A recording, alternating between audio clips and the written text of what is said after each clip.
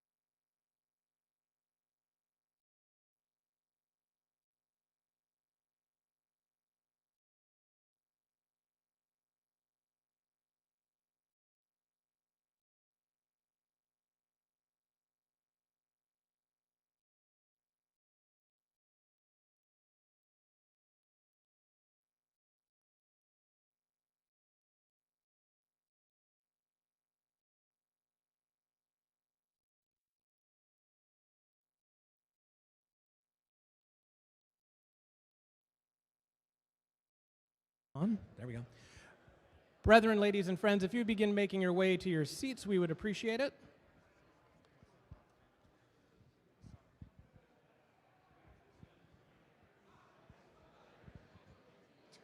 Knowing that it's going to take them 2 minutes to do that.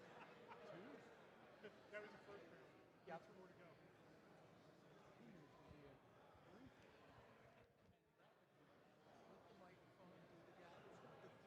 Oh, we'll get to the gavel. That's a 2-minute warning.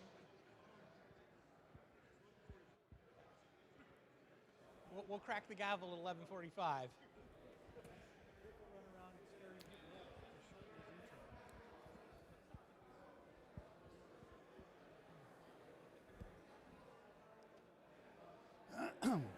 Oops.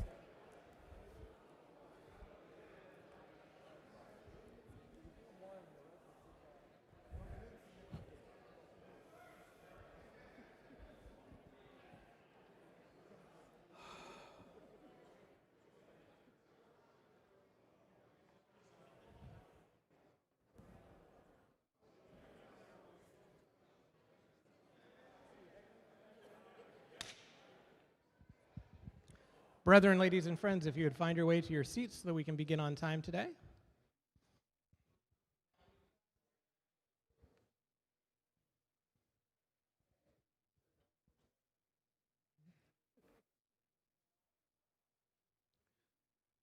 Good morning, everybody. We appreciate your cooperation this morning. We're running a tight schedule, as you can imagine. We're trying to keep everybody on time today and make sure we have enough time for our presentations. I'm Seth Anthony. I'm the chairman of the Academy of Masonic Knowledge. We welcome you here to the historic Masonic Temple in Philadelphia. This is our second time hosting the Academy in this room, and we're so excited to be able to have you with us today, not only to celebrate the historic sesquicentennial of the United States of America, but also to hear our excellent speaker, Dr. Berman, from the United Grand Lodge of England, as well as to welcome our panel presenters. As always, we have to start with a pledge and a prayer, so I'd invite you to rise, and our chaplain will invoke a blessing. Great architect of the universe, we come before you today with grateful hearts, thankful for the opportunity to gather in this place of learning. We express our sincere gratitude for the brethren who have assembled here and for the spirit of fellowship that binds us together in fraternal love. As we begin our work, we ask for your guidance, opening our minds and hearts as we seek to gain further light in Masonry, that the knowledge shared today may further our journey toward truth and better service our fellow man. May our deliberations be conducted with harmony and our labor be pleasing in your sight. In your name we pray. Amen. Amen. And if you join me in pledging allegiance to the flag of our country.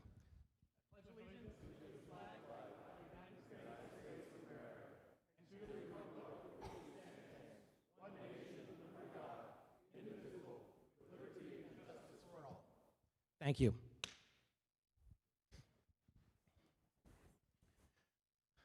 We'll let the right worshipfuls have a moment to be seated.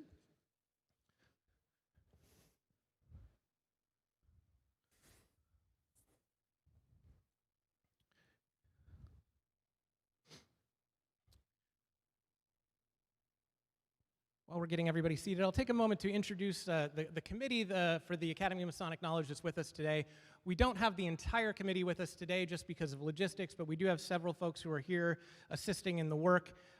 Assisting today who will be moderating our panel is our Vice Chairman, Brother Brian Maddox. Thank you for being with us, Brian. Our chaplain for the day, Brother Nick Batiste. We have Brother Jim Stevens in the back, Brother Chris Yoder. Our illustrious secretary, Brother Scott Muller. And I think I've got everybody that's on my list here. Who am I missing? And I'd also like to take a moment to recognize the chairman of the Masonic Temple Library and Museum Board of Directors, Brother Matt Dupay, to whom our committee reports. We appreciate all of your hospitality today. And our Right Worshipful Liaison, Brother Lynn B. Bud Baker, who gives us support from the Grand Line. Thank you. Of course, we have our Right Worshipfuls with us today. I did not see our Grand Secretary or our Grand Treasurer come in unless they're hiding in the back. They're busy working, understood. So we have our Right Worshipful Junior Grand Warden, Eric Downs. Thank you for being with us, sir. We appreciate it. Our Right Worshipful Deputy Grand Master, Brother Paul J. Roop. Thank you for being with us. And, of course, our Right Worshipful Grand Master, Brother Robert Brink. If you would join me in use Brother Brink.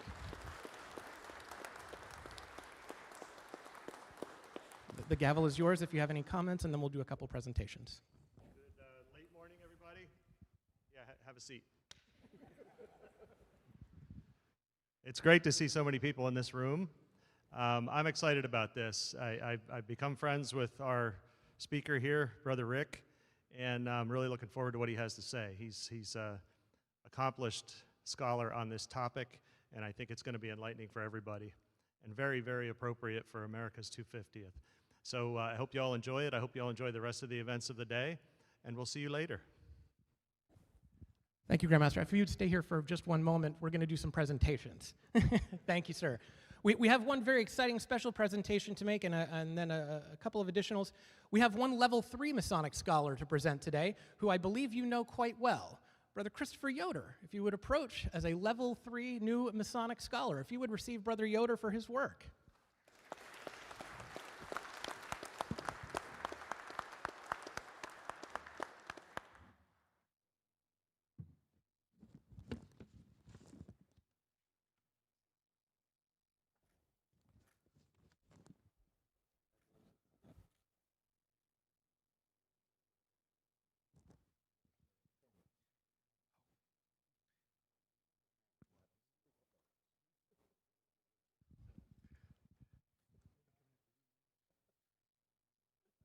Thank you, Chris. You got a pin. There you go. Thank you. There you go. And we have two other level 1 and level 2 Masonic scholars to present. If you would both approach to be greeted by the Grandmaster, Brother David F. Glauner, a level 1 Masonic scholar, and Brother Andrew Fletcher IV, a level 2 Masonic scholar, if you are in the room. Please approach.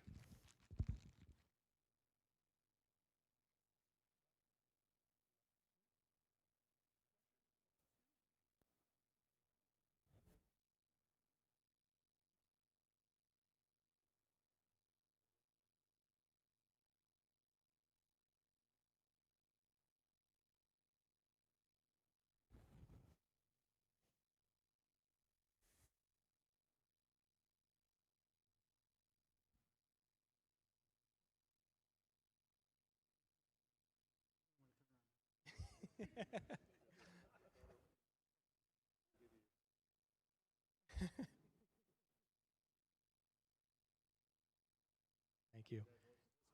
If you would receive them. Thank you. Thank you, Grandmaster. All right, without further ado, we will get into our program because I know that's what everybody is here to see. It's my pleasure to introduce to you Brother and Dr. Rick Berman of the United Grand Lodge of England. Dr. Berman is a British historian who writes about the intersection of Freemasonry, politics, and society. He's instructed me to vastly shorten my introduction for him, so I will do that. And just note that his postdoctoral research was carried out at the University of Oxford Modern European History Research Center as a visiting research fellow at Oxford Brookes. So we will go ahead and let Dr. Berman take the stage if you would welcome him.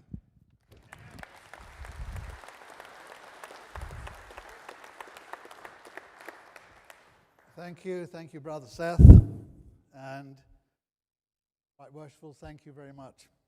For those who are looking at the clock, the lecture isn't going to be interminable. The clock has actually stopped. I've tweaked this talk to focus a little bit on the most important aspect of American Freemasonry, which is, of course, Pennsylvania Freemasonry.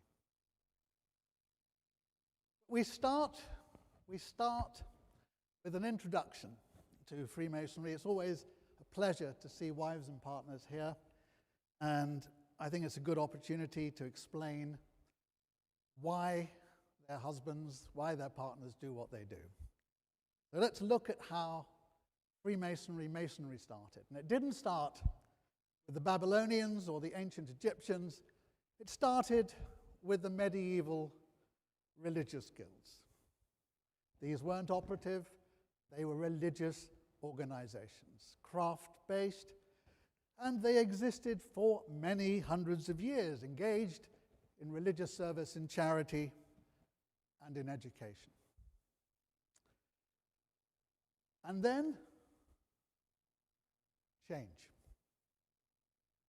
Now, we can identify exactly when this change occurred, and it occurred in 1348 and 1349. How could we be so precise? Well, the answer is that the Black Death spread from Asia Minor, across the Mediterranean, through Europe, and in 1348 it crossed the English Channel. And by 1349, between 40 and 50% of the population was dead. Now, this was a serious pandemic. But why, you may ask, why are we talking about the Black Death? What has that got to do with Freemasonry? And the answer is quite a lot. Because the Parliament of that day, dominated as it was by landowners, were rather concerned. Because with a reduction in the labor supply, the price of labor went up, and their costs went up. So what did they do? They legislated to push the price of labor down. Now, the Ordinance of Laborers, the Statute of Laborers, and many, many more. Unfortunately for those parliamentarians, and unlike me, they weren't economists. Now, you would have known that had Seth been allowed to expand his introduction. I'm both an economist and a historian. And one thing you learn is that you cannot legislate away basic economic laws. So despite the legislation, and despite all of the furore, wages rose. They doubled between 1350 and the end of the century. And the government repeatedly tried to push those wages down. It gave the magistrates power to enforce wage legislation, and all that happened was that there was massive social unrest.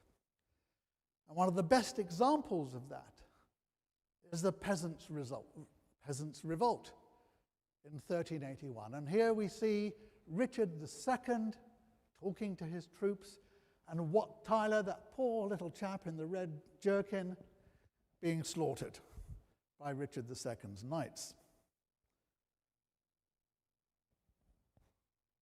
So what does labor do?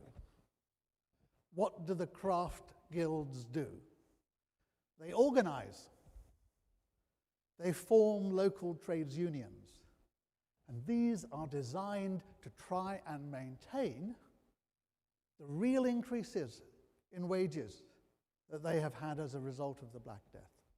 So this is the first time we actually see labor coming together in lodges to bargain collectively.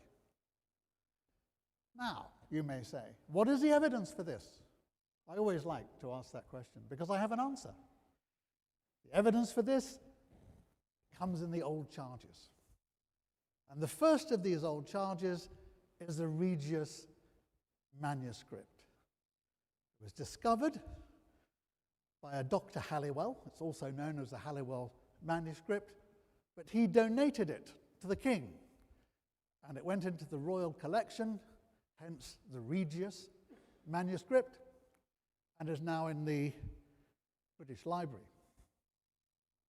And we estimate that the Regius manuscript was written around 1390. We can't be precise, but around 1390. And that was followed just a few years later, perhaps 1420, by the Cook manuscript, discovered by a Mr. Cook. And around 160, 170 other manuscripts are also known, dating from the 1400s right the way through to the early 18th century. And all of these manuscripts, known collectively as the old charges, all have exactly the same structure. They all begin with the traditional history of Masonry, and this is quite important, and we'll come back to it in a minute. They affirm a belief in the Trinity, the Father, the Son, and the Holy Spirit. And they proclaim the allegiance of the guild to the king and to his lawful authorities. These were not treasonous men, despite them disobeying the law. And finally, we come to the regulations that controlled labor supply and thus boosted wages. Now, let's go back to this traditional history. We're talking about a society which is very much tradition-based, and longevity is equivalent to credibility. So if you can date your organization and date what you do to the distant past, it becomes substantiated. You cannot do wrong because you've been doing this for hundreds and hundreds of years. So the Regius manuscript, in its traditional history, dates the arrival of Freemasonry, of Masonry in England, to Athelstan, a 10th century Anglo-Saxon king. The Cook manuscript, just 20 years later, pushes the date back to the 3rd century, to St. Alban, who loved well Masons and gave them their charges and their manners first in England. And of course, the Anderson Constitution, 1723, is written in a similar vein. Anderson, on his first page, refers to our parent, Adam, who had geometry writ upon his heart. So we're talking about a historical tradition. This isn't true. He didn't have geometry written on his heart. It doesn't date back to Athelstan. It doesn't date back to St. Alban. But it's part of a literary tradition designed to demonstrate the authority, the power, the substance of Masonry to justify collective wage bargaining when it's illegal. Quite interestingly, I mentioned inflation. And this and other issues like this are dealt with specifically in the text. And this is a quote from the Regius manuscript. "And pay thy fellows after the coster, as victuals gone thither, well thou wasta, and pay them truly upon thy fay what that they deserve in May." And I know that a lot of you will speak Middle English. For those who don't, when you pay your workers, take into account the cost of food, take into account inflation, for you know that they deserve that you should pay them fairly. So what did the regulations do? From a Masonic standpoint, what did the regulations do? Well, they introduced a formal apprentice system. The youngest that one could become an apprentice, enter the lodge as an apprentice, was 14. The minimum period of the apprenticeship, which is indentured labor, almost slavery, the minimum period is 7 years. You start at 14, you end at 21, which is the legal age of maturity. Obviously, the lodge can restrict the number of apprentices that it will take, or it can increase them, depending on economic conditions. There's a minimum period of training, 7 years, but if times are hard, that can be extended, because entered apprentices are very cheap labor. So you may not become a fellow craft 8, 9, 10 years. But when you do become a fellow craft or a journeyman Freemason, at that point you are fully trained. Now, in order to establish a guild or a lodge, you need a charter.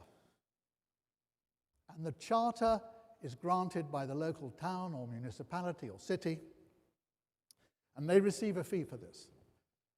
And they get a share of the fines that are levied by the lodge on untrained masons, cowans. And they established local contracts to set the local wage rates. So we have the beginning of the degree system, the entered apprentice, the fellowcraft or the journeyman. But what about the master mason? Where does the master mason fit in? Well, the master mason is a trained mason. He is a fellowcraft mason. But he pays an additional fee. That is how he becomes a master mason. And by payment of the additional fee, he is allowed to employ, to take on entered apprentices and train them to become fellowcraft. He holds the charter. He is master of the lodge. And he, over time, becomes the equivalent of a businessman. He's running a construction company. And with this structure, the master masons grow rich. They become affluent. And with affluence, of course, comes influence. And the guilds, rather than being opposed to the establishment, become part of it. And this is recognized. This is recognized even as far back as the 18th century by William Preston, who makes the comment that when the master and wardens meet in a lodge, the sheriff of the county or the mayor of the city or the alderman of the town in which that congregation is held should be made fellow and associate. Bring them into the lodge, because that improves, that enhances the influence of the lodge, the influence of the master mason. Because these aldermen and sheriffs and mayors are the ones that control the contracts that the masons are looking to obtain. And of course, many of them are magistrates who still have the legal responsibility, even though they may not do it in practice, of setting local wage rates. So the guilds, not just the stonemasons' guilds, but the guilds as a whole evolve. They evolve over a period from around 1500 through to 1700, and they become more like fraternal associations. They're interested in dining, in philanthropy, in drinking. You may recognize some of that. There is still a focus, a limited focus, on ritual, but it's subsidiary, it's tertiary. These are social organizations, and again, where is the evidence for this? The evidence is in the membership records that survive from the 17th century, in York, in Chester, in Warrington, in London, and you can look at who was involved in those lodges, and they are gentlemen. They are not operative stonemasons. We see this, of course, with the great guilds in the City of London, which become almost exclusively philanthropic organizations, which still exist today. Their operative authority was taken away from them in the 17th century. And we see it elsewhere, particularly in Europe, in Northern Europe, and here from Berlin, exactly the same thing. The great guilds, no longer operative. Not speculative, just no longer operative. And then change once more, 1717. The creation of the first Grand Lodge, the Grand Lodge of England. And as Rob knows, I always like to ask this question, why? Why did anyone bother to create a Grand Lodge? And I love this answer. I was asked to do this talk originally, or a version of this talk, by the United Grand Lodge of England. And I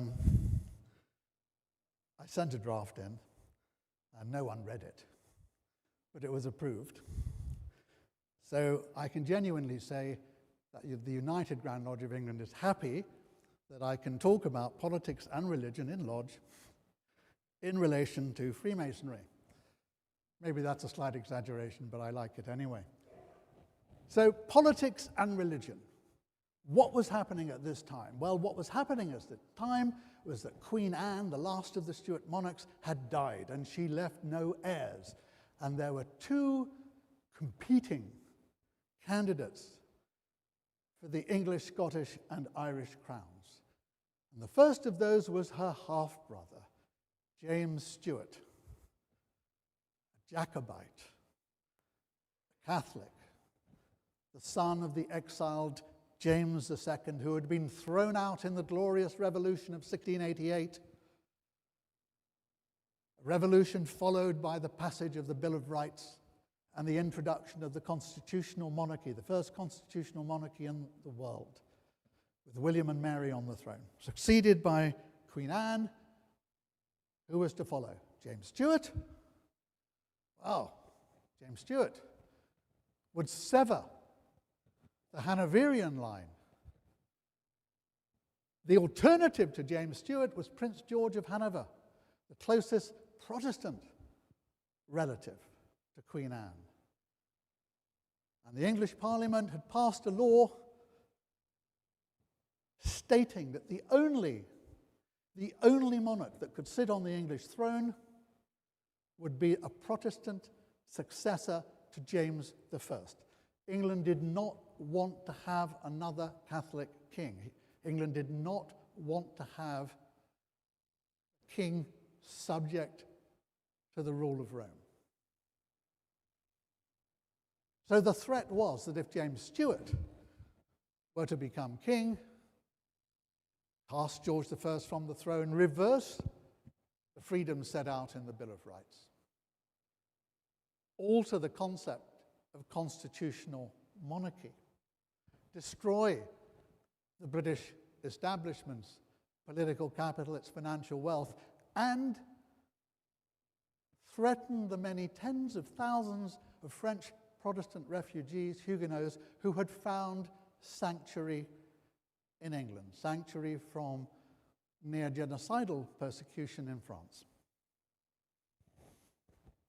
What is the evidence for this? Well, we look at the first noble Grandmasters of Grand Lodge, John, Duke of Montague, Charles Lennox, Duke of Richmond. Duke of Montague was probably the most popular and certainly the wealthiest aristocrat of his day. And if you were to look for a comparison, he was a good-looking guy. He was married to the youngest daughter of the Duke of Marlborough, great military hero. Blenheim Palace was the gift of a grateful nation. Duke of Montague, a cross between George Clooney and Elon Musk without the chainsaw. Charles Lennox, highly clubbable man, very well regarded. Both of these men were Whig grandees. Both were very close to the crown, to the court, to the Whig government.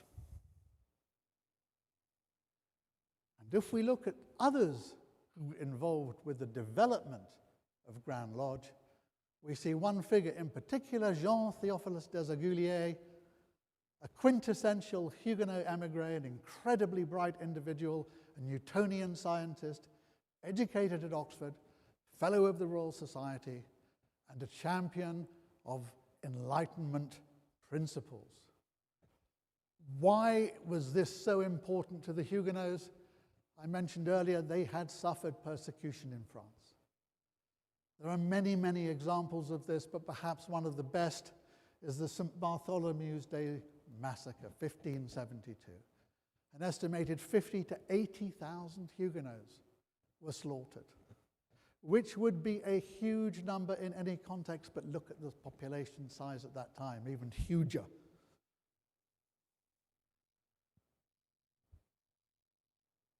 Persecution continued right the way through 17th century and culminated under Louis XIV with the Dragonards, the forced billeting of French dragoons, French cavalry on Huguenot households. An appalling set of circumstances, followed just a couple of years later by the revocation of those rights and privileges that had hitherto been granted to Huguenots by Louis XIV's grandfather, Henry IV. Revocation of the Edict of Nantes. And with that, what had been a steady trickle of migration from France became a torrent. 250,000 Huguenots left France within a period of around 2 decades. They went to Holland, went to certain German states, Switzerland, went to Nordic countries. Some came to New York, to Charleston, but by far the largest number, 50 to 80,000, came to England. And the majority settled in London, where they represented around 10% of London's population, and probably more in terms of influence. And for them, Freemasonry becomes an expression of loyalty and a route to integration into society. And it's interesting to see that that continues in many countries today. So what happens next? 1723. Desaguliers formulates with colleagues the constitutions of the Freemasons and embeds these Enlightenment principles into those constitutions. Religious tolerance. Now, we might think this is reasonable. Everyone is and should be tolerant. But think about this contextually. Since the Reformation in the 1520s, Europe had been divided by religious warfare. Hundreds and hundreds of thousands of people had been killed. Religious tolerance didn't exist in the early 18th century. So think how radical this was to be incorporated into a new constitution of a new organization. Advocation of meritocracy, of self-improvement, of aspiration at a time when the social construct was considered immutable. You were born and you would take up your father's job. Birth, wealth determined your success. Interpersonal civility, listening to people, respecting people, and perhaps most importantly for Desaguliers, education, self-improvement based on rational observation, Newtonian principles. And we see it clearly in the Masonic ritual that we use, where we talk about the heavenly path of science. So how does this compare with the old charges? What are the changes? Well, we now have that religion in which all men agree, a belief in God, but not an obligation to believe in a Trinitarian God. We look to the supreme legislature for guidance, a constitutional monarch, an elected parliament, and an independent judiciary. You can substitute monarch for president, and you have the same tripartite structure as you have today in the US. We have a traditional history because it was still a tradition-based society, and we have regulations for a new form of organization, not operative lodges. So the 1723 Constitutions is a reflection of its time.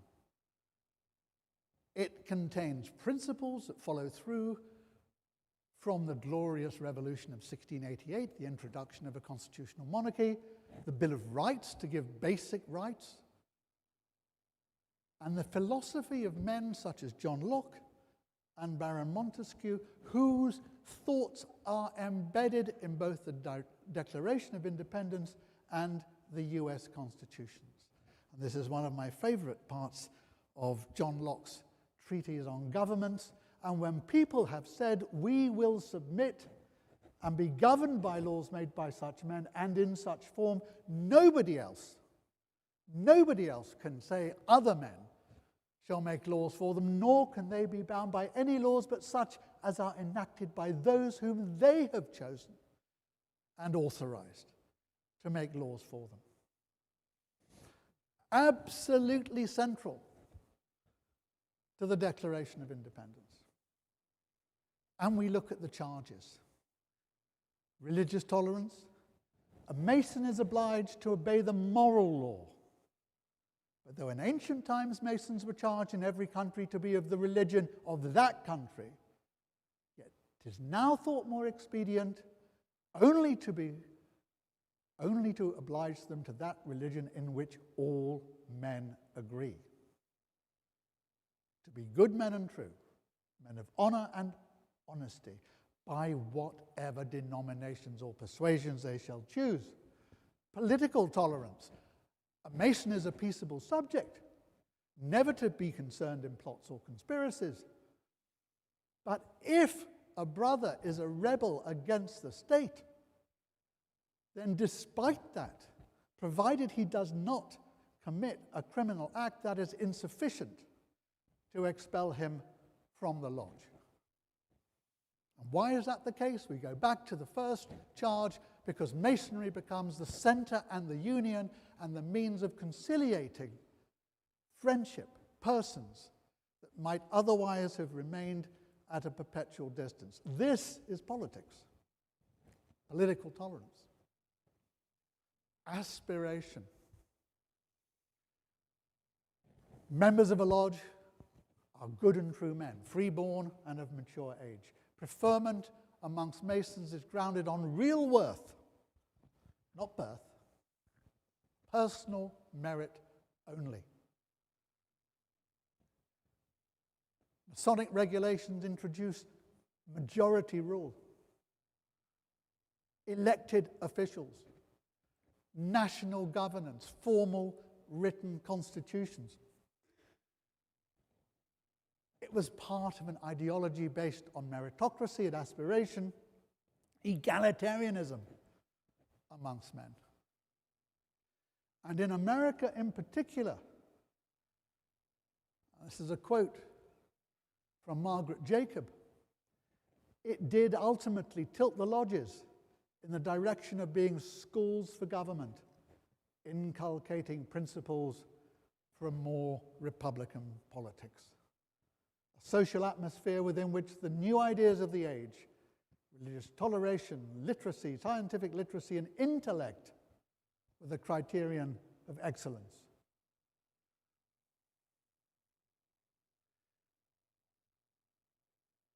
And this was the fundamental change. This was the change that split Freemasonry from its Masonic past. And Ossian Lang, Grand Historian of the Grand Lodge of New York, said this very clearly over 100 years ago in his introduction to the history of the Grand Lodge of New York. If anyone doubts that Freemasonry as it's practiced today was derived from the Grand Lodge of England, let him compare the new charges with those of an older date. Severance from any and all pre-existing connections, as fundamental and complete as the severance of the American colonies from England after the adoption of the Declaration of Independence.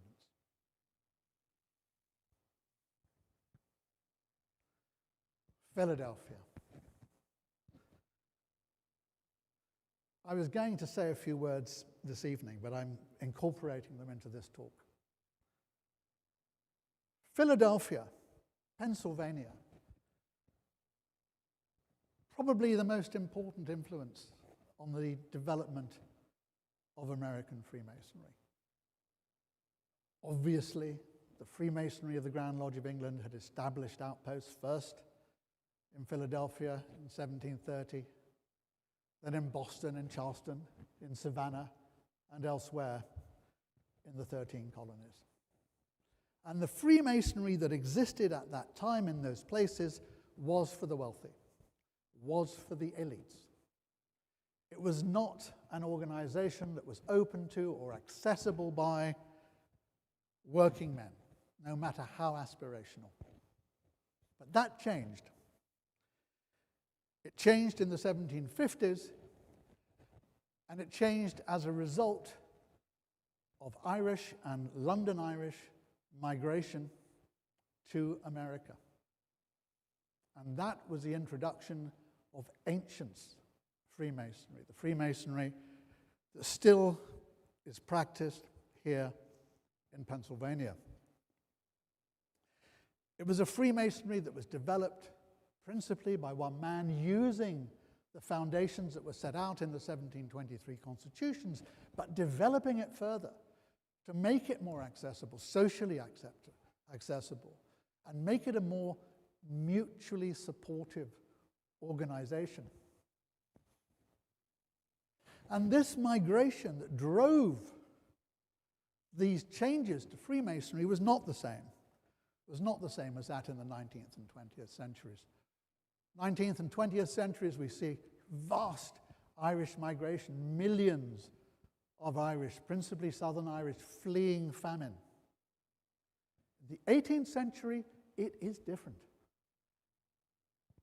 Between 1730 and 1800, almost half of Ireland's Scots-Irish population migrated.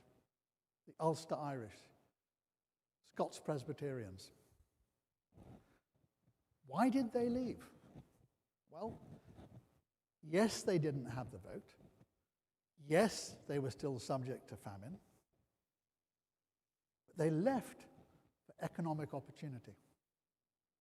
They left because England's repressive trade laws restricted what they could do. They were free to leave, and they left. And they brought with them that sense of aspiration and a different form of Freemasonry. Where did they land? Well, we're talking 450,000 Irish and London Irish. Some sailed to Boston, some to New York, some to Charleston, but the vast majority, well over 3/4, arrived in Philadelphia.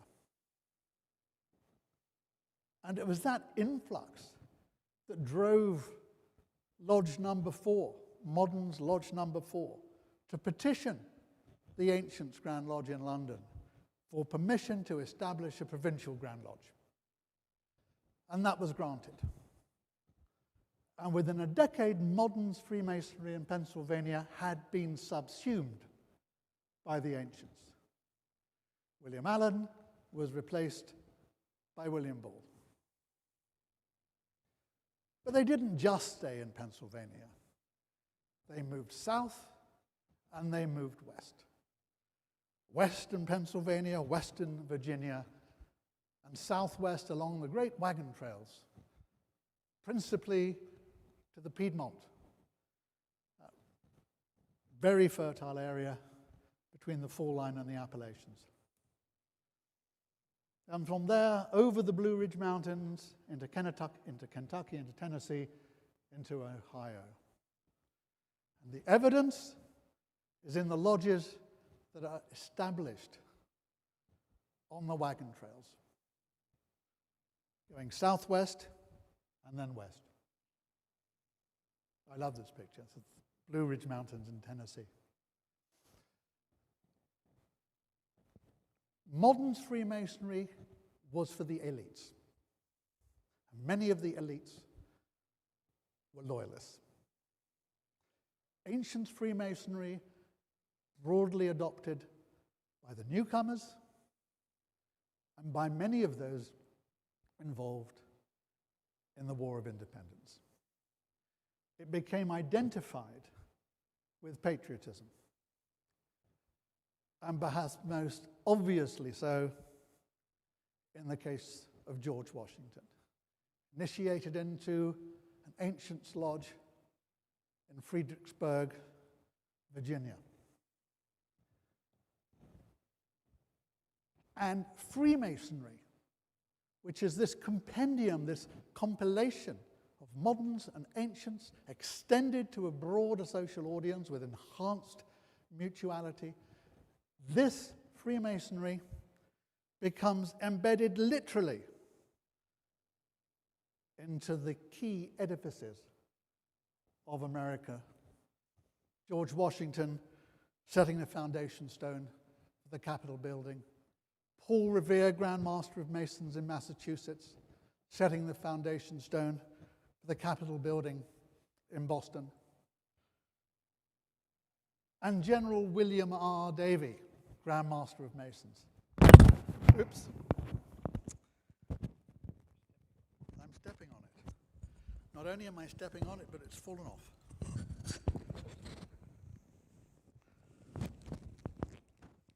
At this stage, I should have a roadie. Right, let's get that up. General William R. Davey laying the foundation stone for the first public university in America.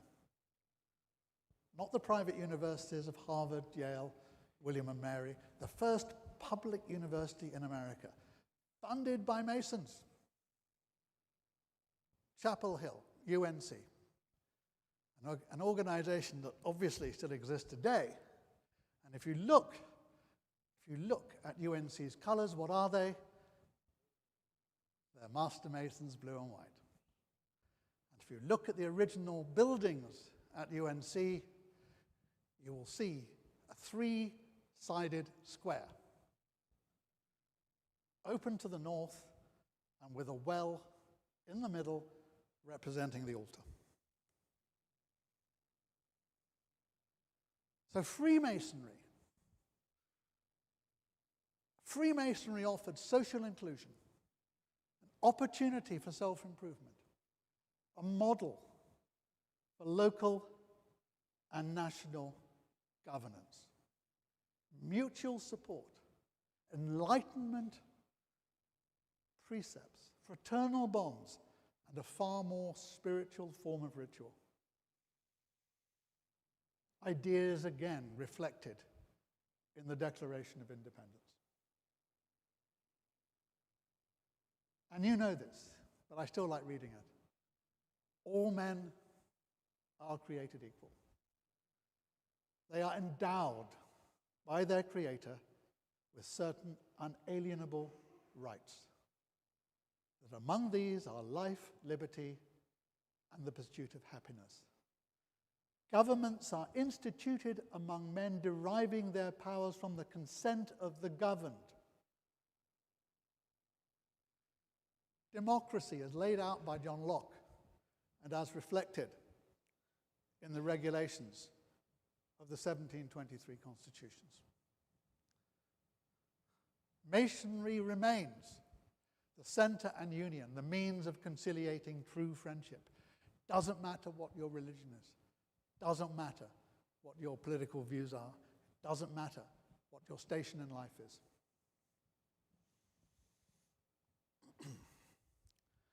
And these ideas are followed in other countries. In Latin America, in Argentina, José de San Martin. In Venezuela and Colombia, Simón de Bolivar. And in Chile and Peru, Bernardo O'Higgins, all Masons.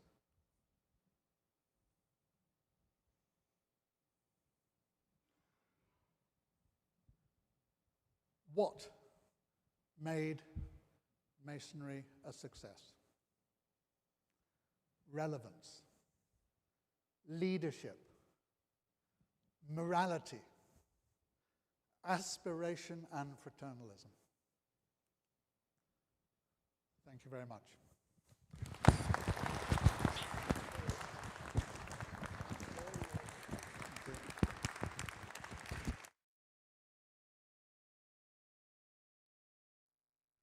Thank you. There we go. Thank you, Dr. Berman. Dr. Berman, would you be open for some questions if we have a few from the audience? We've got a little bit of time yet. Would that be okay?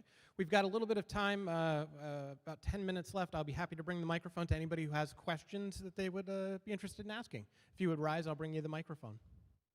Questions for Dr. Berman? Anybody? It's your one chance. Oh, you can see him at the bar. Brother Hamilton. Dr. Berman, you placed up a slide referring to the Dragonaires. I don't know if I've pronounced that right. 1681 to 1685. This was an entirely new term to me. I don't know who these people are. Can you alliterate?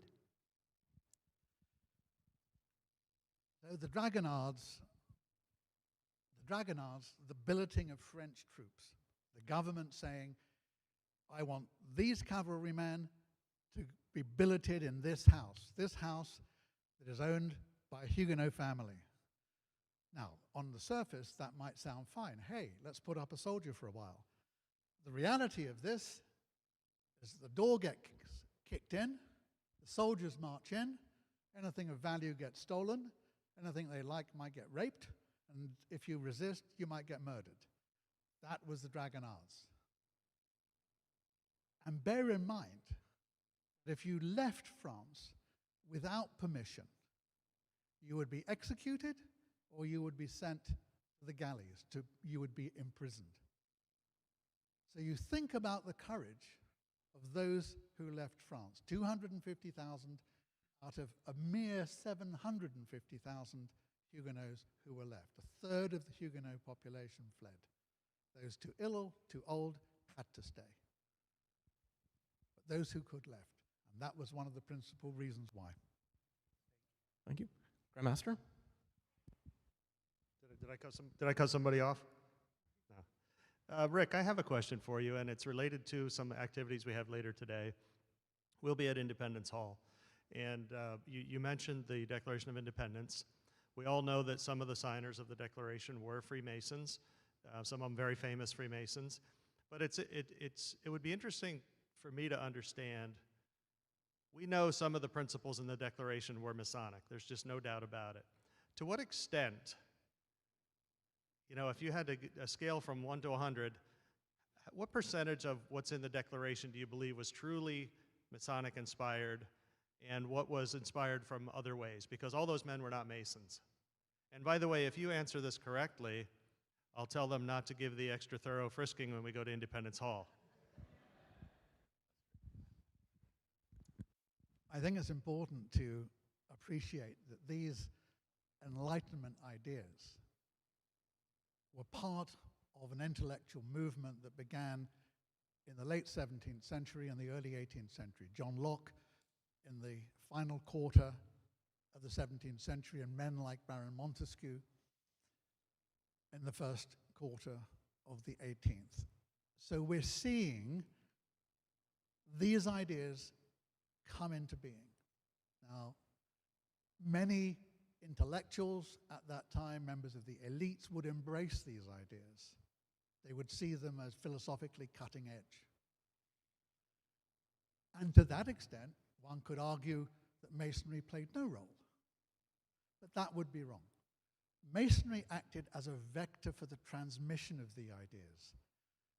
And that was its most important function. Yes, many Masons, perhaps most Masons, had these ideas, these concepts in their heart. They were true believers in Enlightenment principles. But how do those principles get around the world? How do they travel? How are they communicated? You don't go on social media. There wasn't any. You don't turn on television. There wasn't any. Books were very few and far between and very expensive. But the lodge transmitted those ideas. So as Masonry moved to the East Coast, and with the ancients moved inland, those ideas became part of the governance structure. The first buildings to be established quite often in many townships was a Masonic hall, whether it was de novo set up specifically for that purpose, or the long room of a tavern. And one of the second most important assets to be established in any town was a Masonic cemetery. Because on the frontier, thousands of miles from home, you did not want to die in an unmarked, unremembered grave. So Masonry is a vector for the transmission of these ideas. It embedded them, it didn't invent them, it embedded them, and it carried them forward. So to a certain extent, it doesn't matter that only 17 signatories were Masons. Those ideas and ideals were shared by the elites of the time, whether they were Masons or otherwise. But it was Masonry that carried those ideas more than anything else. We have time for one more question if there is one. Right up here.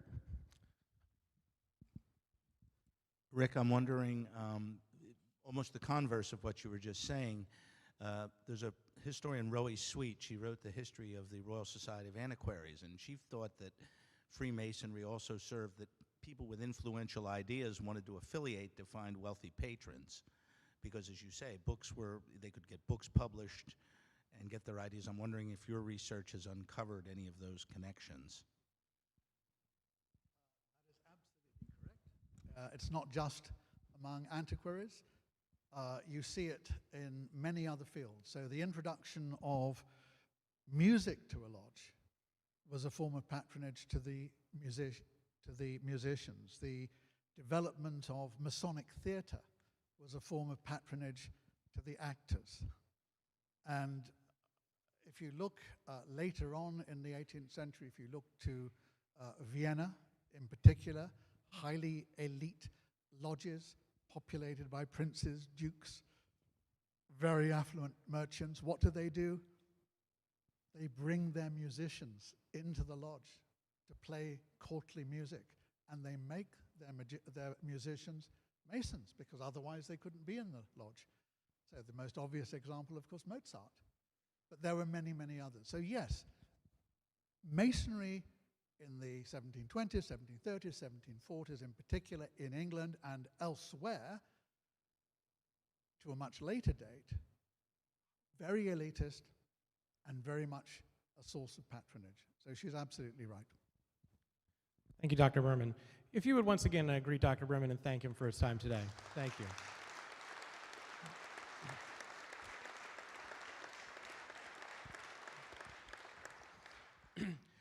I have a mea culpa to fix here. I introduced our Right Worshipful Liaison, Brother Baker, but failed to mention that he was Right Worshipful Senior Grand Warden. My apologies, sir. I also saw our Grand Treasurer, Brother Adam Hess, and our Grand Secretary, Brother Peter Krause, float into the back there. That must mean your work for the day is done, I presume. That's why you can sneak into the back. Thank you for joining us, gentlemen. At this time, if our panelists would come to the east here, Brother Rulli is in the back there. Come on down, Brother Rulli, Dr. Calloway, and Brother Berman, if you would like to come on up, and we'll do some quick introductions here so we can get ready for the panel. We're just going to keep rolling. And if you do need to step out now is a fine time to do so. I know some folks do need to get ready to go to the Liberty Tree planting and do some other things, so feel free to do so while we get ready for the panel. And those who are willing to stay with us, we appreciate you staying. We understand that there's many events going on today.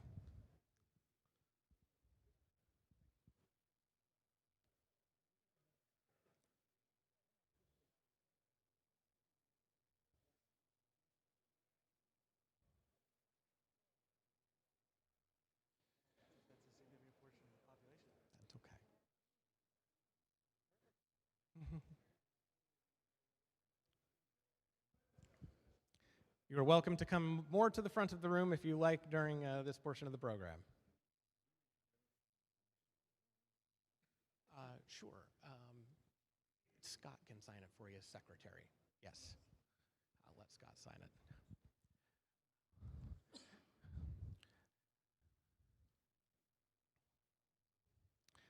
Okay, I'm going to go ahead and start with the introductions as the last of the folks float out here. Again, thank you for the folks who are able to stay with us. We understand with the Liberty Tree planning and everything going on today, the challenges involved. Our moderator for today's session is our Vice Chairman, Brother Brian Maddox, who's a 3-time past master of Cassia Mount Horriblage number 273, who is an author and Masonic podcaster. We appreciate that. He'll be interviewing our speaker of the day, Dr. Berman, and 2 additional guests. Brother B. Chris Ruley, a historian and author who focuses on fraternalism, has shaped American politics, economics, and culture. Best known for his books, The White House and the Freemasons, Brother Lafayette, and his latest work, Knights of the Capitol. He will be happy to sell you copies of those out in the lobby afterwards. He currently serves as the Assistant Grand Archivist for the Ancient Accepted Scottish Rite Southern Jurisdiction. We won't hold that against you here in the North, where he is actively cataloging the extensive collection held by the House of the Temple. We're also really excited to have Dr. Heather Calloway with us today. Although half the ladies, or most of the ladies, have left the room, we invite ladies to come to the Academy, and we very rarely get ladies to the Academy, so it was nice to have Dr. Calloway on the panel today. We were originally supposed to have Tyler Vanis with us, but Tyler's mother passed away recently, and Heather was at an event at Penn and was very kind to step in for us. Heather's an academic leader in cultural collections, specializing in the preservation and interpretation of fraternal, religious, and material culture. She is widely recognized for advancing access to underrepresented histories and previously served more than a decade as the museum curator and managing director for the Ancient Accepted Scottish Rite Southern Jurisdiction. Again, welcome to the North, at the House of the Temple in Washington, D.C. A frequent speaker and educator, she has received national recognition for her contributions to Masonic scholarship, collections, and stewardship. And since we're in Philadelphia, I would be remiss to not note that she is a graduate of the University of Pennsylvania. With that, I will turn things over to our moderator, Brother Maddox. So I want to thank everybody for being here today and for your generous participation of your knowledge and what we're going to talk about today. As we all have heard, Freemasonry and what it represents was clearly emergent from the societies in which it was being practiced. There was an emergent sense from the presentation this morning from Dr. Berman about the need for these trades guilds to unionize and formalize. And I think when we start to talk about Freemasonry broadly, you see the history of the revolution and the revolutionary period. It's oftentimes easy to put that as some sort of edifice where this was a planned activity, that we write history as if it was a factual set of statements that occurred, and we don't speak oftentimes to the emergent nature of the way these decisions were made. So I'd like to ask the first question, Dr. Berman, with the nature of the way Freemasonry is practiced, kind of in lodges and in those organizations, what role did the actual experience itself have in influencing the activities of the revolution? Quite interesting that very few lodges met, either immediately prior to or during the War of Independence. So I could answer that question very flippantly by saying none whatsoever, because they didn't meet. But what I would say is really what I said a few moments ago, that these Enlightenment principles became very much to the fore at that period of time, and the lodge would have reinforced. Now, that's a very generalized statement. One would need to caveat it with all sorts of nuances. It would depend on the lodge. It would depend on the people. And I'll give you just one example of that dependency. So if we look at Solomon's Lodge number 1 in Savannah, Georgia, right the way through to around the early 1770s, it was dominated by Loyalists, by first-generation colonists who had come to Georgia and who had benefited enormously from British protection, naval protection, military protection. Their sons took a diametrically opposed view. They hadn't benefited, other than indirectly, from that protection. They were constrained by the Stamps Act, by the Townsend Acts, by the obligation to ship on British-owned vessels, etc., etc. So they were economically imperiled by their association with Britain. So Solomon's Lodge number 1 divides on generational lines, and as the older guys die off and the newer one comes in, it becomes a font for patriotism. And you see the members of the lodge, and it is the members of the lodge because they're among the elites in Savannah, go on to political office. First 5 mayors, I think, of Savannah are all Freemasons, all masters of the lodge. And I could run down a whole series of other similar offices in the judiciary, in the state government, and in the representatives and senators they send to Washington, or to Philadelphia, in fact. So it depends, is the short answer. All good answers end with "it depends." So when we look at things like, and Dr. Calloway, this question is more for you, with the minute books and the artifacts of the time, do we see conversations about the loyalism relative to things like Enlightenment principles showing up in the artifacts created by the Masons at that time? I'd say you'd really have to look for it more closely. It's not as explicit. It's not written like, they're not thinking of it like that directly. So I would say that looking back, though, at those minute books, you could definitely interpret it from our perspective, looking backwards, and be able to see those little hints of those kind of things within the minutes and within. What kind of hints would you see? Yeah, go. So I'll give you 2 specific examples, and there aren't many. Okay, I mean, this is the issue. Most of the minute books are formulaic. Smith turned up, Jones went home. I mean, meaningless. But there are a couple of really good examples, and one is in Virginia, when I think it's Presley who dies. He's having lunch with Thomas Jefferson, and then he has a heart attack. And in the minutes of the lodge are written, that they're looking to put in a new provincial Grandmaster, but since they're no longer part of Great Britain, they're going to defer this. And they actually say that. And if you look at the minute book of, I can't remember which lodge it is in Massachusetts, whether it's an Ancients or Modern, but I'm assuming it's an Ancients. One of the meetings ends, "We have heard of a battle in Lexington," and we're closing the lodge. So yeah, it is mentioned.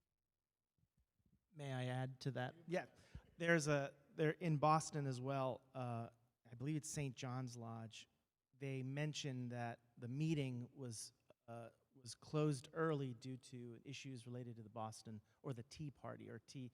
I'm paraphrasing, but it was an issue with tea going on in the harbor. And then at the next meeting, which I think was in November, and at the next meeting, because remember the Boston Tea Party, or excuse me, the Boston Tea event that occurred at the harbor occurred across several weeks. It was not just one night. And so the event, the Tea Party that we know of, happened in December. And so that night, the lodge met, but it also, again, closed early to Dr. Berman's point of, there was a lot of activity going on. And so we can't necessarily say, is that because these guys all went out and participated in the harbor, event? Or is it because of travel, of the stress, the economic stress of having to deal with all these other factors that's going on in Boston during this sort of moment? So to add to the point, there are evidences, there are pieces of scraps, I would argue, of information around the revolution. You also have to take into account that the fraternity acts as one of many other or social organizations, right? The Boston Committee of Correspondence, the Sons of Liberty. There are other organizations and other groups that are just as interested in this topic as the fraternity is, as our fraternity is. And so I would argue it would be better to see it as the fraternity as one of many organizations that were really concerned with this question, rather than saying it was the fraternity itself that was leading. We do not have any evidence of this. So the lodge experience, though, right, in theory, we're going to say in theory because I want to get a little more insight, We talk as Masons about our own Masonic experience even today. And that experience enables a lot of us to go pursue activities that we wouldn't pursue otherwise, take on research, take on these noble pursuits of the Enlightenment as sort of structured by the craft itself. That emergent sort of nature of the fraternal experience should have enabled these men in some capacity or another. Do we have written correspondence between men about like, oh yeah, we talked about this at Lodge last week? I mean, I know you'll see stuff on Facebook now, and they didn't have it then, but you'll see things like, oh, I had a great meeting last night. Is there any sort of corresponding evidence of any kind that Freemasonry served to act as that moral or social edification or the emotional support required to undertake such a challenging point in our history?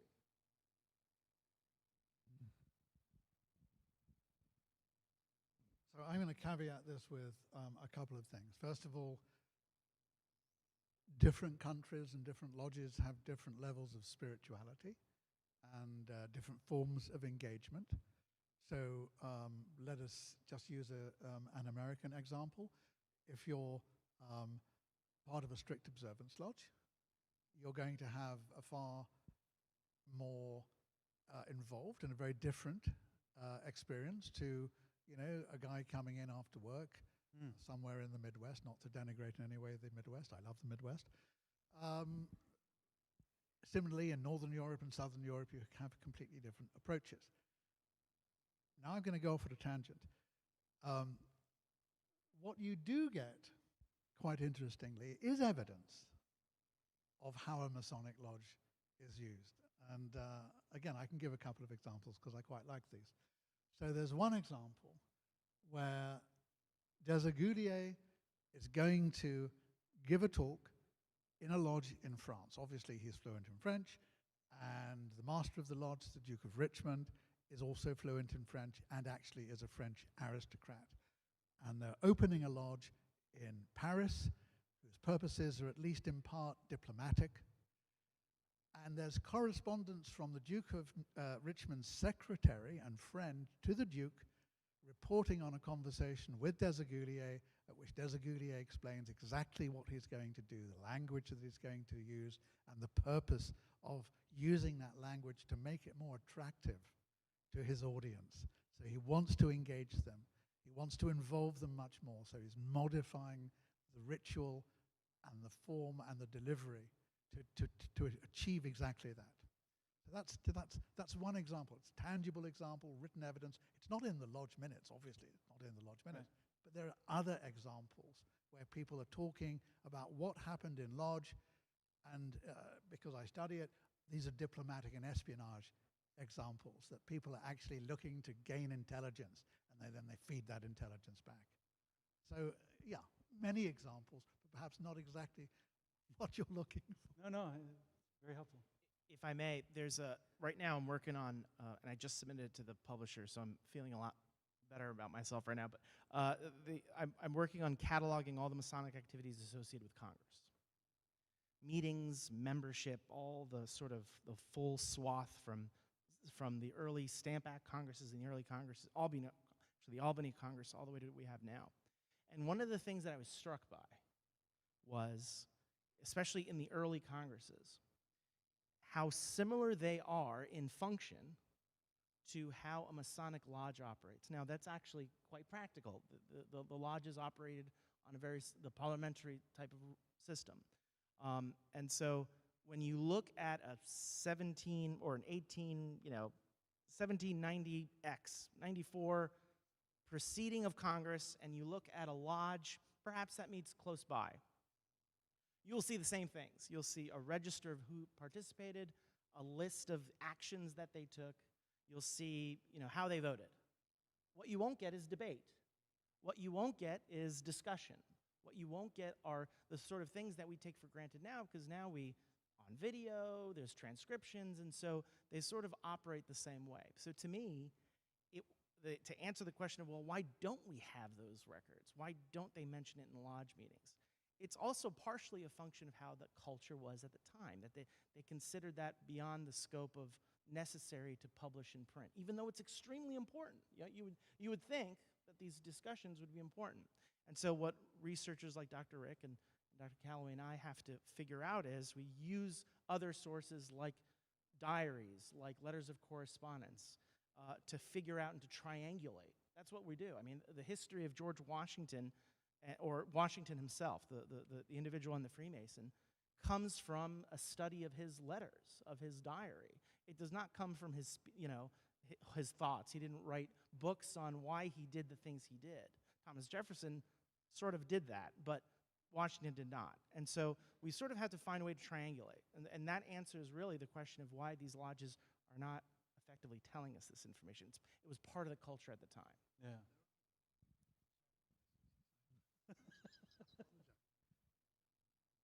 One example springs to mind. There was one lodge in London in the mid-1730s whose master was a very senior Mason, later Deputy Grandmaster, Martin Clare. And this was a period when the Grand Lodge of England was going through, really bad management, seriously bad management. And they were centralizing everything and passing new legislation that no one wanted, limiting the number of lodges you could be a member of, insisting that you donated to the grand charity, otherwise you faced expulsion as a lodge. And this is actually mentioned in the lodge minutes, how pissed off they are. And Martin Clare is, and he's a Grand Lodge officer, and he's sitting there, and you're thinking, what do I do? I've given them a guinea for charity, and they want more. And lodge membership is going down, and it's all recorded. So, that is the, that's the background that you're looking for. And you see the frustration of the members and of the officers of the lodge, and it's tangible, it's written down, but that is so rare. It really, really is rare. Most of the minutes of the day are completely anodyne. Mm. So when we start to look through this, and we only then can judge how much a Mason was informed by their lodge experience through their actions then, right? And that becomes a problem in a lot of ways, because you can ascribe any number of causes to their action.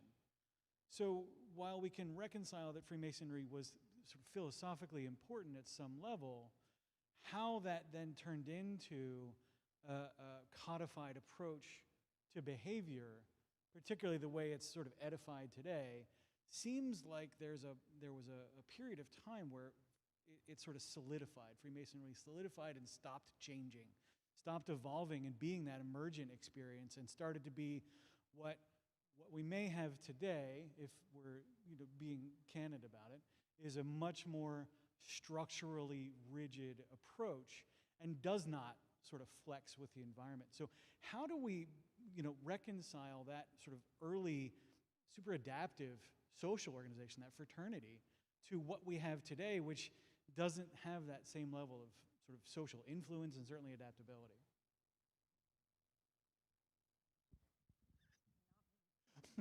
So,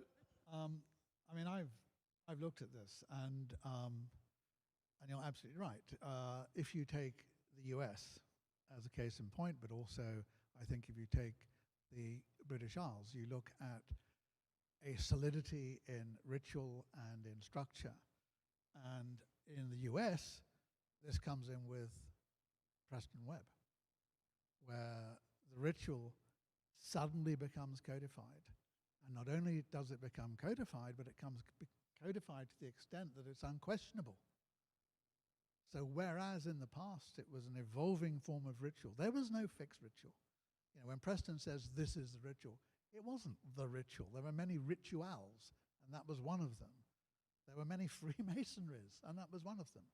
But because you're looking at a period of emergence of the state Grand Lodges, and none of them, with the exception of Pennsylvania, actually, none of them have any real idea about what they should be doing in lodge. They grab Preston Webb as a very convenient walking stick to lean on.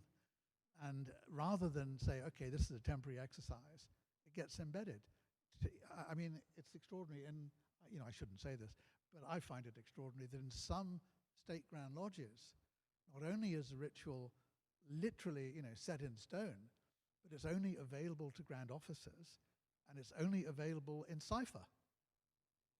And I mean, it shouldn't be a secret. I mean, none of this should be a secret. It was published, all this stuff has been published. Preston Webb was published, I mean, none of this is secret, but the ritual becomes paramount. And when the ritual becomes paramount and the principle, or even soul, I'm going to say soul focus, principle focus, then everything freezes. You're basically cemented into place. And that process of evolution ends. And that's a big issue. And so I think this is relevant particularly to some feedback that I heard from you on the Masonic Roundtable podcast, Brother Rowley.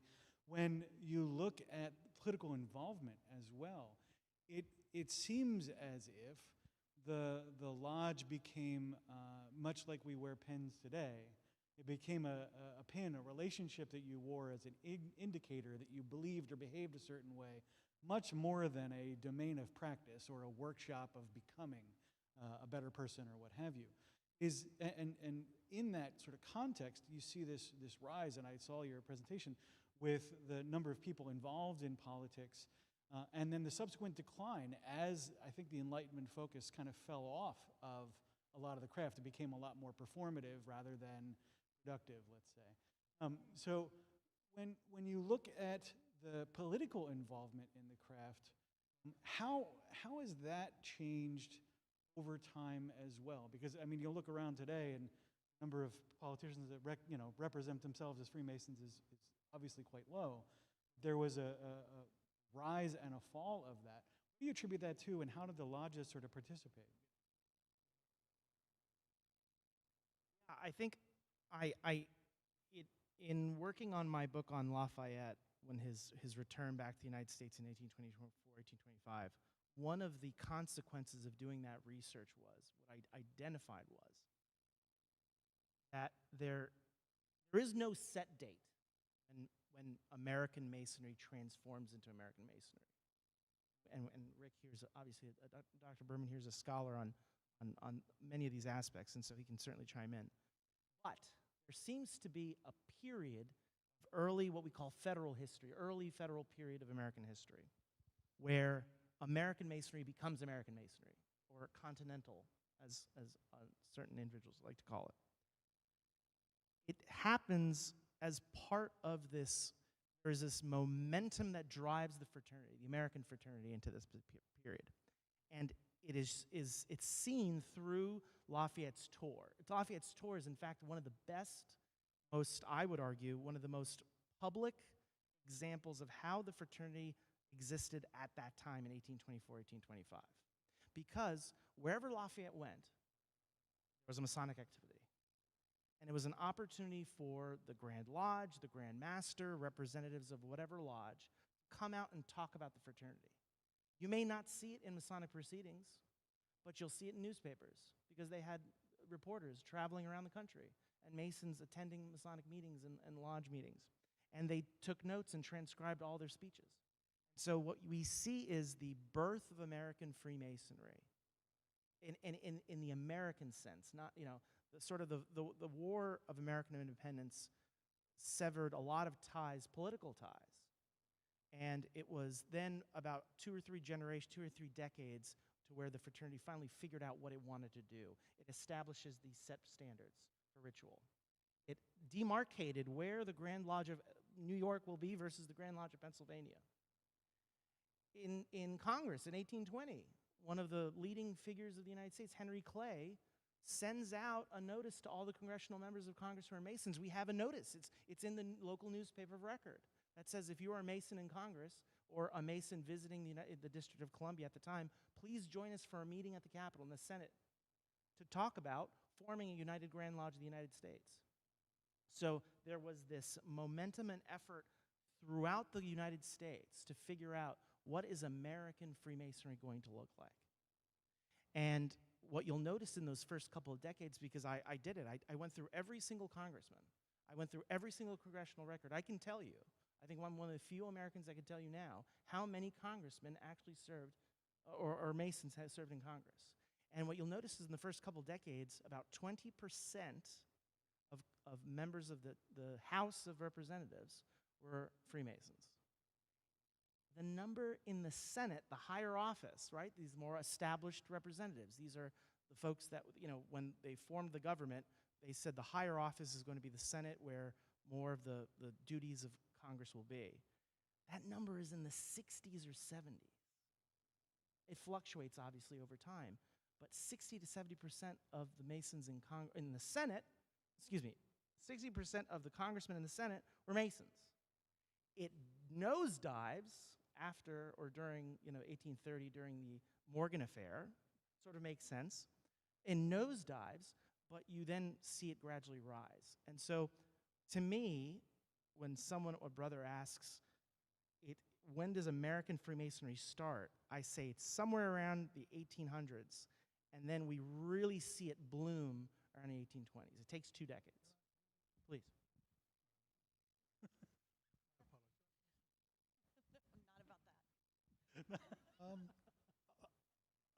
I'd like to caveat that. I agree, but I agree that's correct, I think, for Eastern Freemasonry. I think the other important aspect to the development of American Freemasonry is its link to the frontier and how it is part of that frontier movement. And I'll go back to what I said earlier about relevance and mutuality, and it's that relevance and mutuality that is so important on the frontier. And to use an early example of Kentucky, which I looked at recently, I think it was in Lexington, and it was linked to the Lafayette visit there. I looked at how many men were members of the lodge, were Masons in Lexington. It was over 40%. I mean, huge number. You look at the development of Colorado, I mean, it's a Masonic state. You look at the development of Montana, to a very large extent, it's a Masonic state, because Masonry is so important to mutual support, mutual assistance on the frontier. Look, you're thousands of miles from home. You die. Who's going to look after your widow, your orphans? Masons. There's no one else. So, it is part of that process of expansion across the 19th century. So, there are plenty of other examples and caveats, but I think the Eastern Seaboard is one, the frontier experience is a second. So, as we kind of work through, past the history a little bit and into what this means for the folks here in the room, we have to then begin a process of translating. I think it means they have to buy Chris's book. yes. This is buy Chris's book. This is the key takeaway. My book's coming out in a few weeks, but if you want to go on Amazon now, it's fine. So, I'm leaving that alone. As we look at the Masonic sort of experience and how it informed the revolution and vice versa, and how maybe quasi-ambiguous that might actually seem to be, which I'm kind of actually more comfortable with than not, believe it or not, is when we look at how that should inform our behavior as Masons, how we can take these principles that were perhaps talked about or discussed, in between the lines of the Minute Book.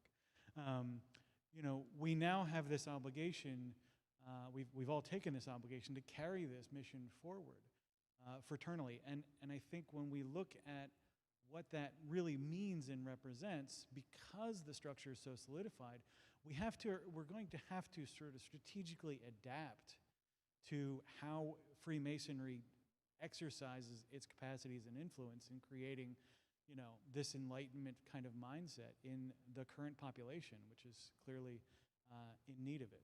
So how might we pursue bringing those lessons from the past into the sort of current Masonic experience and into the fraternal organizations of the future? So, Masonry is not a monolith. It varies country by country, lodge by lodge. And in this particular instance, there are two key determinants. One is top-down, and the other is bottom-up. So if you have a lodge with members who follow Enlightenment precepts and bring colleagues into lodge who also follow those precepts, you will achieve what you are suggesting, which is a greater form of spirituality and a greater relationship between the ritual inside and outside of lodge, or the work outside of lodge. If you have a management structure within a Grand Lodge that is determined to maintain the structure as is, that has different principles and a different approach, there will be conflict. I mean, this is obvious. So there is no single answer to your question. It's bottom up, it's top down, depends on the people involved. And, you know, we see this throughout history. It depends on the people involved. And that depends on their environments. It will change from time to time. You know, there are people in Latin America for whom this is a deeply spiritual activity. There are people I've met in Greece, in particular, who have burst into tears when describing their initiation in the lodge. It was so meaningful for them. You know, these spiritual aspects of Freemasonry still exist. They exist less, perhaps, in the US than in certain other places, but they do exist. And, you know, the drive towards the strict observance movement, you know, I know a number of guys who really want to drive that forward, because for them it's a richer, more spiritual, more emotional, more immersive experience. And I can appreciate that. You know, for some people that is really, really important. For others, less so. And I think it's really hard to generalize about these things.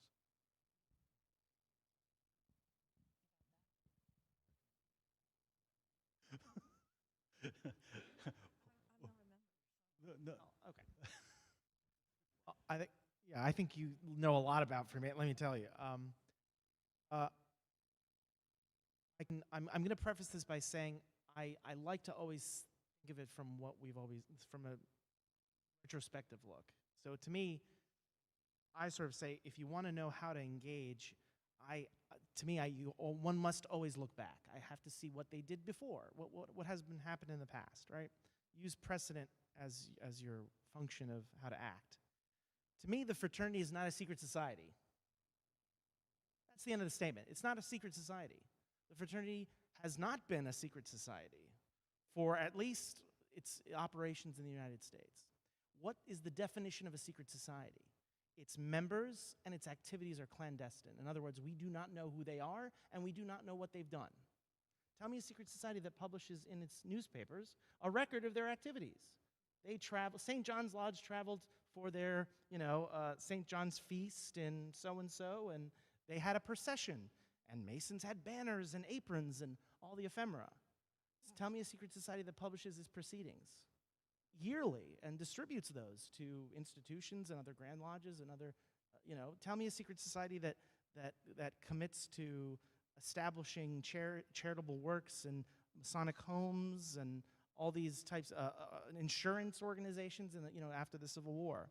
So to me, I think there's a mechanism by being present in the community without being outwardly, a marketing sort of statement, right? So we're not soliciting members, but at the same time, we can be in the community. We can engage, we can contribute, we can find ways.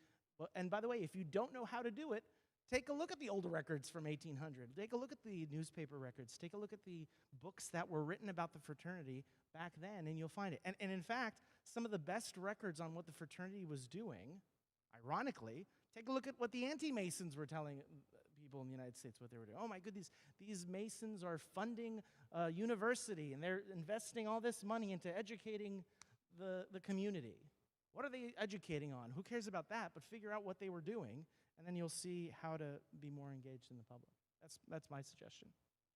I think that's really quite valuable. And when we start to look at then, like, we have these records, these printed artifacts, these materials, with our society moving to less and less objects as evidence, we now are in a situation where we don't have the privilege in some ways of that.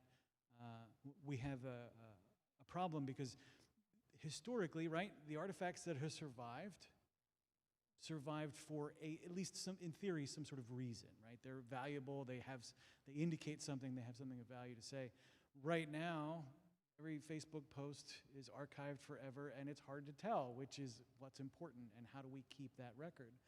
As we begin, yeah, there we go, waiting for it. As we begin this process in the 21st century to figure out how fraternalism expresses itself in online spaces, how does Freemasonry and organizations like that make it into the digital space, and then how do we keep track of that?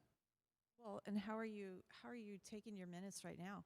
What's happening to them? Because you can go in the library down there and see 100 years worth, but where's since 1980? Did you ever print it? Did you bind it? Did you turn it in? Do you have it in some sort of format? And then you're talking about Facebook or social media. Who is archiving that material at all? Whether it's a website, a lodge, or social media or anything like that. I see people post, my friends, every day. I went to this lodge last night, and they show a cool photo and post it on there and say, isn't this great? Or, we had a parade, or we did this, but who's saving that? And is anybody? And if a lodge is selling or closing their space, which I get calls about every week, who's helping them decide what to save and what to throw out and what's important?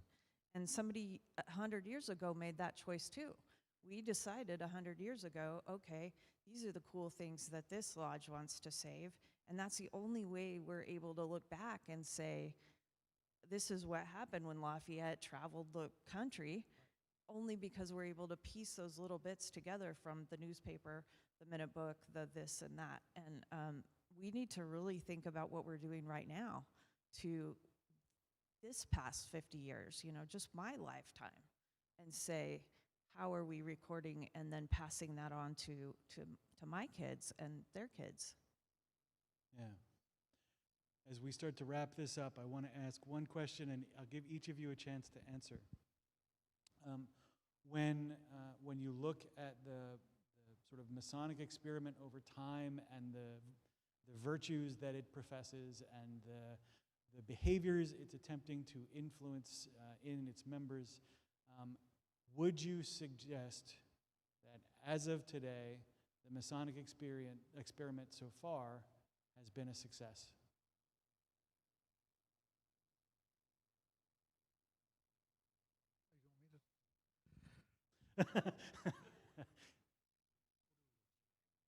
I don't know that this was an experiment.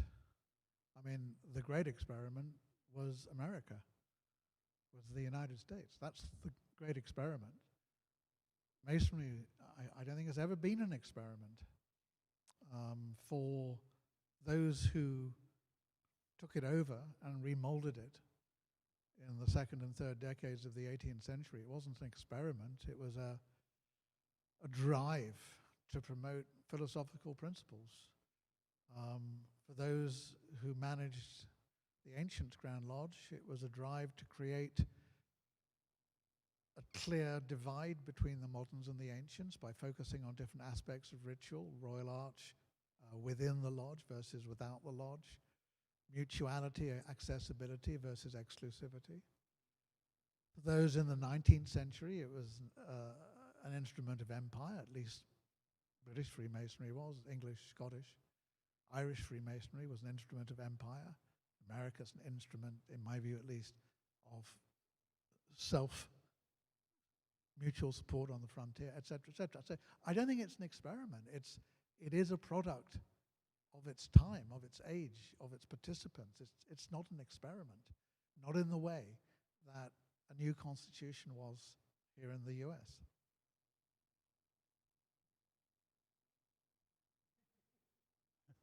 Yeah, I mean, I think of it as a daughter, sister, wife, and now a mom too. Just the charitable aspects that we've been able to receive for that is been unmatched, and that's where I can speak to it. I don't think the fraternity is going to go away. I think we gauge success based on, is it going to be relevant Is it here? Is it, how does it engage with its members? I don't think the fraternity is going to go away because it has enough of an endowment by certain Grand Lodges that it will continue to be an organization that can find individuals, or not find, but serve as a place for individuals to come. I think if we fail our mission, which is to be good to ourselves as our members, if we find ways of, and I'm tying it to a comment you made before our chat where you said, Chris, all these hundreds of fraternities and organizations died out. Why did Freemasonry survive? I think it's because of two things. I think it's the ritual. The ritual is interesting. The ritual is part of this, the initiatic experience, which Dr. Berman mentioned, where it encompasses so much, it gives you something that you're not getting beyond the scope of a Masonic lodge. If we focus on the ritual, if we focus on how do we share the ritual, how do we communicate it respectfully, if we find ways of remaining in the community, that's the tough one. But if we can find ways of remaining in the community, either as a place for people to learn and to engage, or as a place where people go for assistance, then I think we will continue to be successful. If we fail at those two parts, we will join 99.9% of all the other fraternities that have died out. But if we continue to focus on those two parts, I think we'll be successful. Very good. I want to thank you for your participation on the panel today. We do have a little bit of time left in the balance of our meeting today for some questions and answers, if there are some out in the field. All right, questions. Who had them? I know there was at least one over here. Thank you all for the explanation and the talk. I think it was very informative. This question's for Dr. Calloway about one. I'm interested, I guess, in your background and what brought you to Indiana University and creating the fraternal collections and research there, and also with that, because it sounds like your work centers on comparing and contrasting the different fraternal organizations that exist in the country. If you could speak to the earlier point that was made of why has Freemasonry survived, versus others that have kind of fallen off, or, I mean, nationwide there is a decline in participation in civic associations, houses of worship, governance, and things like that. Is there something unique about Freemasonry, whether it's the governance structure, the ritual, the mechanics, the philanthropy, that makes it uniquely positioned to weather those challenges, and especially in an increasingly polarized society? I'm interested in your perspective because, one, because you compare these different societies, but also I'm interested too because you're not a member, and I'm interested to see, how do we present ourselves to the broader community, and is that a factor in why we've made it as long as we have? So, thanks. Certainly. So I would say my background, I grew up around the lodge, and in a lodge room, I'm a daughter of a past Grandmaster, and so it was just part of our life. I tried to go study lots of other things over the years. I have 4 different college degrees, but I'm a first-gen student, and I'm from Albuquerque. And people from New Mexico don't ever leave New Mexico. We love it, and we love the food and the people and the cultures, and so the fact that I moved away and pursued more education is very rare for people from where I'm from. So I did try to go study religion and other things, and have. But somehow Freemasonry keeps pulling me back in and saying, you're the person that's supposed to save this stuff. I ended up writing my doctoral dissertation about Grand Lodges and how they do or do not preserve their material culture. And they asked me if I studied here at University of Pennsylvania, and they asked me, I was like, this isn't enough. I can't just look at 6 Grand Lodges. And they were like, Heather, do you want to graduate anytime soon? And I was like, okay, yes. So I picked 2 small ones, 2 larger ones, and 2 in between, and West Coast, East Coast, middle, all of that. And then I went and interviewed and really analyzed what Grand Lodges were doing or not doing to preserve that history and then make it available or not for the future. Some things that I learned that I kind of knew because I worked at the Scottish Rite in Southern jurisdiction for 14 years. I started as an intern, and I was just there on one of those study in DC semesters, and I said, can I just volunteer while I'm here? And after a week, they started paying me, and then I wanted to stay. So I packed up my little car and moved from New Mexico to DC, and then lived there about 20 years. One of the biggest things I heard all the time, though, was we're closing, we're moving, we're selling our building, what do we do with our stuff? And I talk about this quite a bit, and that's what led me to higher education and leaving working for the Masons, because I kept seeing the stuff that I was trying to preserve end up in the trash.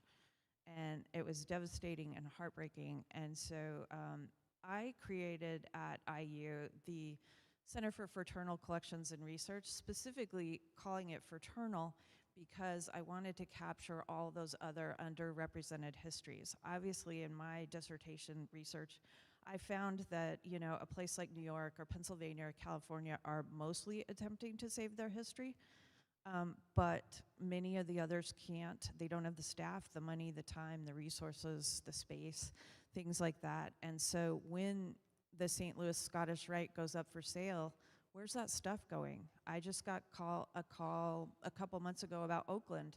You know, they're selling their building, and they have this rare library and all this cool stuff. And one of my dear friends was their librarian, and he had to just walk away because there's no plan, there's no way that we are working as a fraternity to preserve that history. And then I think about like the women and the people of color and all these other groups like you were mentioning. The reason I want to also look at them is they're telling other stories, whether of immigrants or other kinds of people in all of our communities. That's a history too. So at least Grand Lodge of Pennsylvania and lodges around here, they're saving this history. But the women met at homes. The women weren't allowed to meet in these spaces, or they met at a church, or people of color might not have had a, so also they were at home, and so they kept their minute books at their house, so it was safe. And so how do we find that, and how do we incorporate that, whether at a historical society or a university or something like that? That's what becomes my real passion, because at least we know the traditional white male story in a lot of ways, but we don't know all those other lost histories and all those other groups. I think of, at IU, Gary, Indiana, and that whole region, it was a thing. And then everything left town and closed, and the steel industry and all of that happened, and the newspaper just left their stuff in place. The schools just left their stuff right there. The lodges, and I could go on and on and on. And so that university, we have a branch there, they went around and saved all that history. And that's what we need to do for these fraternal groups as well. So many times I hear like, oh, we're not gonna save the Oddfellows, that's not our stuff.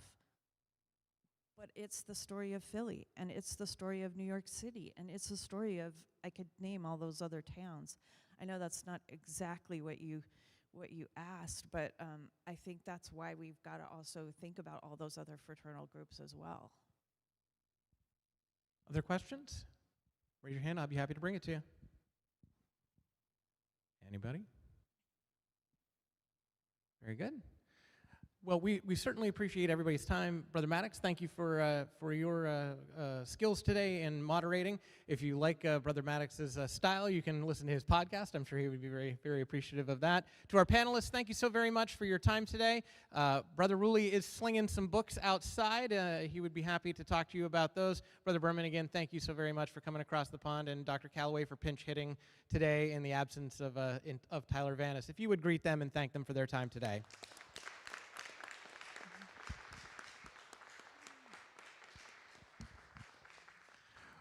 With that, we'll just, if you'd rise for a closing prayer, and then we'll let you dismiss. Brother Batiste.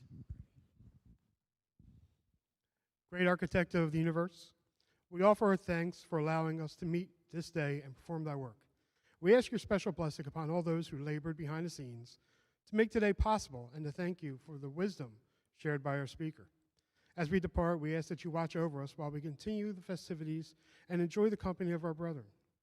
When it comes to this time to depart, grant us your protection, watch over us, and bless us as we travel back to our families and our homes. We ask that you lift up those who cannot be with us today, and bless our first responders and the members of our military as they work tirelessly to protect us in our daily lives. Keep them safe in their duties as they stand watch for all of us. This we ask in your name. Amen. Thank you, and enjoy the temple for the rest of the day.